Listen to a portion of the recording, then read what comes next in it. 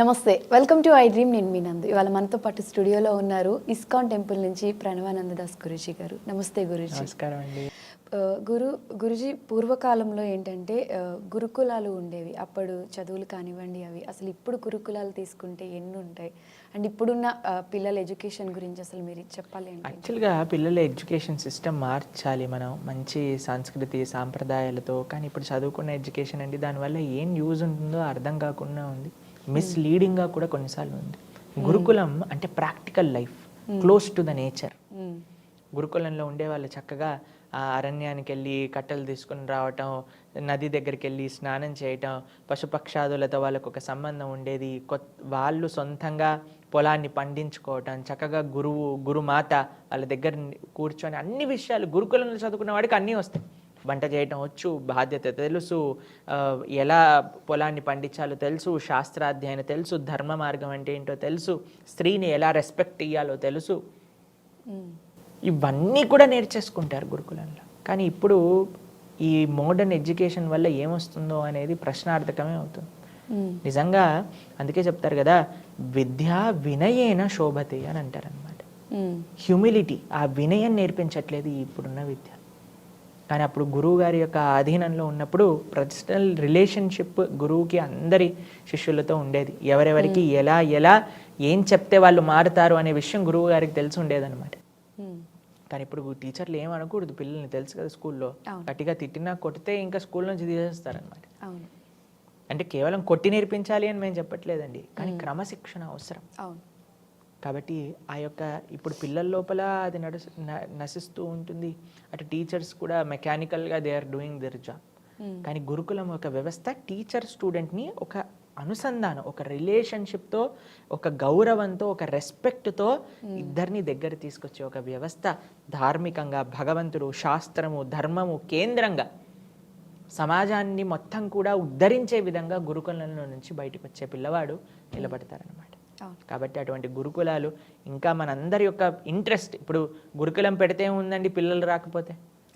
తల్లిదండ్రులకి ఇప్పుడు ఏం కావాలి? పిల్లవాడు ఐఐటీలోకి వెళ్ళాలి, జాబ్ రావాలి, మనకి ఏ ఎంఎన్సీలో చెప్పిస్తే సరిపోతుంది, ఇది చేయాలి, అమెరికాలో సెటిల్ అవ్వాలి, అంతే. కాబట్టి ఎక్కడ తల్లిదండ్రులు ధర్మం గురించి ఆలోచిస్తున్నారు, దేశం గురించి ఆలోచిస్తున్నారు, సమాజం గురించి ఆలోచిస్తున్నారు? కాబట్టి అలా ఆలోచించటం ప్రారంభమయ్యాక ఈ గురుకుల వ్యవస్థ ఇంకా పెరుగుతుంది. భక్తి మార్గంలో నడిచేటప్పుడు సహజంగా కొందరిలో వైరాగ్యం వస్తూ ఉంటుంది. సో వివాహ బంధాలపై అంతగా ప్రీతి ఉండదు. ఇది ఇలానే కొనసాగితే సనాతన ధర్మంపై చూపే ప్రభావం అసలు ఎలా ఉంటుంది? మీకు విషయం చెప్తానండి, మనం ఇది మాట్లాడుకోవడానికి బాగుంటుంది కానీ చాలా మంది అలా అనుకోరు. ఎంత ఆధ్యాత్మికంగా ఉన్నా సరే పెళ్లి చేసుకోవాలి అని అనుకుంటారు. కానీ మా పర్సనల్ ఎగ్జాంపుల్ మేము చేసుకోవట్లేదు. అప్పుడు నెక్స్ట్ క్వశ్చన్ నన్ను అడుగుతారు, మరి మీరెందుకు పెళ్లి చేసుకోవట్లేదు అని. మాకు చిన్నప్పటి నుంచి, చాలా చిన్నప్పటి నుంచి మాకు ఎప్పుడైనా సరే ఈ ఒక్క జన్మని భగవంతుడికి అర్పణ చేయాలి అనే భావన ఉండేదన్నమాట. అయితే మా తల్లిదండ్రులకు మేము చిన్నప్పటి నుంచి చెప్తూ ఉండేవాళ్ళం, మేము ఆశ్రమానికి వెళ్ళిపోతాం, మేము హిమాలయాలకు వెళ్ళిపోతాం, మేము సన్యాసం తీసుకుంటాం అని. మా తల్లిదండ్రులు అనేవాళ్ళు, 10th కంప్లీట్ చేశాక వెళ్ళిపో, ఇంటర్ కంప్లీట్ చేశాక వెళ్ళిపో, ఇంజనీరింగ్ కంప్లీట్ చేశాక వెళ్ళిపో, అలా చెప్తూ ఉండేవారు అనమాట మమ్మల్ని ఇంట్లో ఉంచడానికి. అయితే చాలా మంది అనుకుంటారు మీరు ఇస్కాన్ వాళ్ళు మిమ్మల్ని ఇలా మార్చేశారని. కాదండి, మాకు చిన్నప్పటి నుంచి అలా ఉండేది. కానీ ఎప్పుడైతే మేము ఇంజనీరింగ్ చదివేసి నా బాధ్యతలు అన్నీ చేసేసామో, మా తల్లిదండ్రులకు చెప్పాము మేము వెళ్ళిపోతున్నాం అంటే, వాళ్ళు కూడా వాళ్ళ యొక్క పూర్తి అనుగ్రహాన్ని ఇచ్చారు. వాళ్ళు ఇప్పుడు they are very proud parents.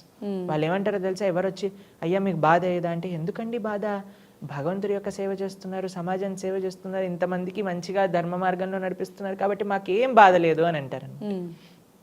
కాబట్టి వాళ్ళ యొక్క అనుగ్రహం పరిపూర్ణంగా ఉంది. కాబట్టి మేము ఇంకా కాషాయ వస్త్రాన్ని కూడా త్వరలో ధరించబోతున్నాం అనమాట. త్వరలో మా అమ్మ నాన్నగారి అనుగ్రహం పూర్తిగా ఉంది. మా నాన్నగారు అన్నారనమాట, ఎప్పుడు నువ్వు కాషాయ వస్త్రాన్ని ధరిస్తావు, ఎన్ని రోజులు వైట్లో ఉంటావు అని అడుగుతున్నారనమాట. బేసిక్గా ఇంత చిన్న ఏజ్ లో పెళ్ళి ఎప్పుడు చేసుకుంటావు అని అడుగుతారు చాలా మంది పేరెంట్స్ అంటారు. కానీ మా నాన్నగారు అమ్మగారు మేము చేసే సేవ, వాళ్ళ యొక్క అనుగ్రహం, వాళ్ళ పూర్తి ఆశీస్సులు ఉన్నాయి కాబట్టి మేము ఈ విధంగా సేవ చేయగలుగుతాం. లేకపోతే నేను కూడా ఈ సమయానికి ఆఫీస్లో ఉండి పనిచేస్తూ ఉండేవాడినేమో. కానీ ఇంత చిన్న ఏజ్లో అసలు మీలా ఆలోచించడం అనేది నేను లాస్ట్ వీడియోలో కూడా చెప్పాను, అసలు చాలా అప్రిషియేట్ చేయొచ్చు మిమ్మల్ని. అంతే, భగవత్ అనుగ్రహం, ఆచార్యులు గురువుల యొక్క అనుగ్రహం, మా తల్లిదండ్రుల యొక్క అనుగ్రహం.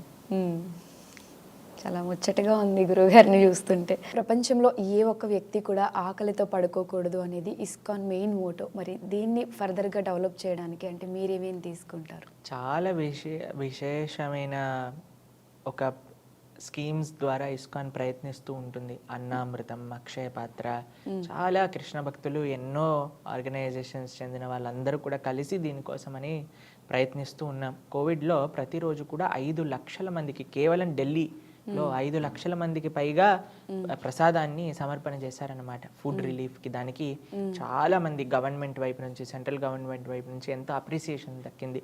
అన్నామృత ఫౌండేషన్ ద్వారా మహారాష్ట్రలో ఇంకా మిగతా ప్లేసెస్లో ఎంతోమంది గవర్నమెంట్ స్కూళ్ళల్లో ప్రతిరోజు మధ్యాహ్నం పూట వాళ్ళు హాయిగా భగవంతుడి యొక్క ప్రసాదాన్ని చక్కగా స్వీకరిస్తూ ఉన్నారనమాట. కాబట్టి ఎన్నో విధాలుగా మనం ప్రయత్నిస్తూ ఉన్నాం. ఎంత వీలైతే అంత. ఇంకా ఈ యొక్క జనాలందరూ కూడా మంచి మార్గంలో సహకరిస్తూ ఉంటే ఇంకా బాగా చేయొచ్చు అనమాట. కాబట్టి ప్రణాళికలు చాలా ఉన్నాయి. ఎక్కడ కూడా ఎవ్వరికి కూడా ఇబ్బంది కలగకుండా అందరూ కూడా మంచిగా ఆ భగవంతుడి యొక్క అన్నం అని అంటే భగవత్ ప్రసాదమే కదండి. కాబట్టి అదంతా కూడా చక్కగా స్వీకరించి హాయిగా చదువుకోవాలి, పడుకోవాలి, చక్కగా ఆరోగ్యాన్ని ఉంచుకోవాలి అని మా సంకల్పం అయితే ఉంది. చాలా ప్రోగ్రామ్స్ ద్వారా, స్కీమ్స్ ద్వారా, టెంపుల్ ఫుడ్ రిలీఫ్ ఫండ్స్ ద్వారా, టెంపుల్ ప్రసాదం డిస్ట్రిబ్యూషన్ ద్వారా, అన్నామృత, అక్షయ పాత్ర, ఎన్నో ప్రోగ్రామ్స్ ఉన్నాయి చెప్పాలి అని అనుకుంటే. ప్రపంచ వ్యాప్తంగా ఆ యొక్క సాత్వికమైన ఆహారాన్ని డిస్ట్రిబ్యూట్ చేస్తూ ఉన్నారు. అందరూ కలిస్తే ఇంకా బాగా చేయొచ్చు, ఇంకా ఎక్కువగా చేయొచ్చు అంట. భక్తి మార్గంలో నడిచేటప్పుడు సహజంగా కొందరిలో వైరాగ్యం వస్తూ ఉంటుంది. సో వివాహ బంధాలపై అంతగా ప్రీతి ఉండదు. ఇది ఇలానే కొనసాగితే సనాతన ధర్మంపై చూపే ప్రభావం అసలు ఎలా ఉంటుంది? మీకు విషయం చెప్తానండి. మనం ఇది మాట్లాడుకోవడానికి బాగుంటుంది కానీ చాలా మంది అలా అనుకోరు. ఎంత ఆధ్యాత్మికంగా ఉన్నా సరే పెళ్లి చేసుకోవాలి అని అనుకుంటారు. కానీ మా పర్సనల్ ఎగ్జాంపుల్ మేము చేసుకోవట్లేదు. అప్పుడు నెక్స్ట్ క్వశ్చన్ నన్ను అడుగుతారు, మరి మీరెందుకు పెళ్లి చేసుకోవట్లేదు అని. మాకు చిన్నప్పటి నుంచి, చాలా చిన్నప్పటి నుంచి మాకు ఎప్పుడైనా సరే ఈ ఒక్క జన్మని భగవంతుడికి అర్పణ చేయాలి అనే భావన ఉండేదన్నమాట. అయితే మా తల్లిదండ్రులకు మేము చిన్నప్పటి నుంచి చెప్తూ ఉండేవాళ్ళం, మేము ఆశ్రమానికి వెళ్ళిపోతాం, మేము హిమాలయాలకు వెళ్ళిపోతాం, మేము సన్యాసం తీసుకుంటాం అని. మా తల్లిదండ్రులు అనేవాళ్ళు, 10th కంప్లీట్ చేశాక వెళ్ళిపో, ఇంటర్ కంప్లీట్ చేశాక వెళ్ళిపో, ఇంజనీరింగ్ కంప్లీట్ చేశాక వెళ్ళిపో, అలా చెప్తూ ఉండేవారు అనమాట మమ్మల్ని ఇంట్లో ఉంచడానికి.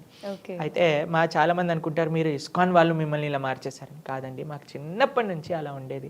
కానీ ఎప్పుడైతే మేము ఇంజనీరింగ్ చదివేసి నా బాధ్యతలు అన్నీ చేసేసామో, మా తల్లిదండ్రులకు చెప్పాము మేము వెళ్ళిపోతున్నాం అంటే, వాళ్ళు కూడా వాళ్ళ యొక్క పూర్తి అనుగ్రహాన్ని ఇచ్చారు. వాళ్ళు ఇప్పుడు they are very proud parents. వాళ్ళు ఏమంటారో తెలుసా, ఎవరు వచ్చి అయ్యా మీకు బాధ ఏదా అంటే, ఎందుకండి బాధ, భగవంతుడి యొక్క సేవ చేస్తున్నారు, సమాజాన్ని సేవ చేస్తున్నారు, ఇంతమందికి మంచిగా ధర్మ మార్గంలో నడిపిస్తున్నారు, కాబట్టి మాకేం బాధ లేదు అని అంటారు. కాబట్టి వాళ్ళ యొక్క అనుగ్రహం పరిపూర్ణంగా ఉంది. కాబట్టి మేము ఇంకా కాషాయ వస్త్రాన్ని కూడా త్వరలో ధరించబోతున్నాం అనమాట. త్వరలో మా అమ్మ నాన్నగారి అనుగ్రహం పూర్తిగా ఉంది. మా నాన్నగారు అన్నారనమాట, ఎప్పుడు నువ్వు కాషాయ వస్త్రాన్ని ధరిస్తావు, ఎన్ని రోజులు వైట్ లో ఉంటావు అని అడుగుతున్నారనమాట. బేసిక్గా ఇంత చిన్న ఏజ్ లో పెళ్ళి ఎప్పుడు చేసుకుంటావు అని అడుగుతారు చాలా మంది పేరెంట్స్ అంటారు. కానీ మా నాన్నగారు అమ్మగారు మేము చేసే సేవ, వాళ్ళ యొక్క అనుగ్రహం, వాళ్ళ పూర్తి ఆశీస్సులు ఉన్నాయి కాబట్టి మేము ఈ విధంగా సేవ చేయగలుగుతాం. లేకపోతే నేను కూడా ఈ సమయానికి ఆఫీస్లో ఉండి పనిచేస్తూ ఉండేవాడినేమో. చాలా మంది నేను దేవుణ్ణి నమ్మను, ప్రకృతిని మాత్రమే నమ్ముతాను అని కొంతమంది ఉంటారు. అటువంటి వాళ్ళకి అసలు మీరు ఏం సమాధానం? ప్రకృతి ఎవరిచ్చారండి, మీరు తయారు చేసుకున్నారా? దేవుడిచ్చిందే కదా. మరి దేవుడిచ్చిన ప్రకృతియే ఇంత మంచి చేస్తున్నప్పుడు, ఇప్పుడు చూడండి మనకు ఒక చాక్లెట్ ఇస్తారు ఎవరైనా, ఏం చేస్తాం మనం వెంటనే థ్యాంక్ యూ అని అంట, అంతేనా? మరి ఇంత చక్కటి ప్రకృతిని మనకిచ్చిన స్వామిని మర్చిపోతారు. చాలా మంది ఏమంటారు తెలుసా, మాకు అమ్మ నాన్నే దైవము అని అంటారు. మరి అమ్మ నాన్నల్ని ఇచ్చిన వాడు ఎంత గొప్పవాడు? ప్రకృతి గొప్పది, ప్రకృతిని ఇచ్చిన వాడు ఎంత గొప్పవాడు? నీ శరీరం గొప్పది, నీ జీవితం గొప్పది, జీవితాన్ని ఇచ్చిన వాడు ఎంత గొప్పవాడు? కాబట్టి స్వామిని గుర్తించకుండా కేవలం ఒకటే దగ్గర ఆపేసాం అనుకోండి, that is not complete faith. సరే ప్రకృతిని నమ్ము, పర్వాలేదు, కానీ ప్రకృతిని ఇచ్చినవాడు ఆయన ఇంకెంత గొప్పవాడు. ఇప్పుడు చూడండి, మనం ఒక పెయింటింగ్ చూసామనుకోండి, వెంటనే అబ్బా ఎంత బాగా పెయింటింగ్ వేశాడండి. ఎవరైనా మేము మొన్న నడుస్తూ ఉన్నప్పుడు ఒక ముగ్గు చూసామన్నమాట. ముగ్గు చూస్తున్నప్పుడు మా పక్కన ఉన్న వాళ్ళు అన్నారు, ఎంత బాగా వేశారు, అసలు ఎంత స్కిల్. ఏదన్నా సుందరమైన వస్తువుని చూడంగానే మనకేమనిపిస్తుందండి, ఎవరు దీన్ని తయారు చేసిన వాళ్ళు. లేదా ఇంట్లో ఎవరైనా మనం ఎవరైనా స్వీట్ తిన్నాం అనుకోండి, గులాబ్ జామున్, అమ్మా ఎవరు చేశారమ్మా అడుగుతామా లేదా? ప్రతిదాన్ని కూడా ఏది గొప్పతనం ఉందో, ఎక్కడైతే మాధుర్యం ఉందో, ఎక్కడైతే అందం ఉందో వెంటనే ఎవరు దీన్ని సృష్టించిన వ్యక్తి అని అడుగుతారు. ఈ సౌందర్యమైన ఈ ప్రకృతిని చూసినప్పుడు, ఎంత అద్భుతమైన ఈ ప్రకృతిని చూసినప్పుడు మనకి వచ్చే క్వశ్చన్ ఏంటి? ఎవరు ఈ ప్రకృతిని తయారు చేస్తారు? అదే భగవంతుడు. ఆ భగవంతుని ఆశ్రయించటమే నిజమైన ప్రకృతి యొక్క ఆరాధన. ఎవరైతే భగవంతుని ఆశ్రయిస్తారో వాళ్ళు ప్రకృతిలో ఏ జీవరాశిని కూడా ఇబ్బంది పెట్టాలి అని అనుకోరు. ప్రకృతిని నాశనం చెయ్యాలి అనే బుద్ధి భగవద్భక్తులలో ఉండదన్నమాట.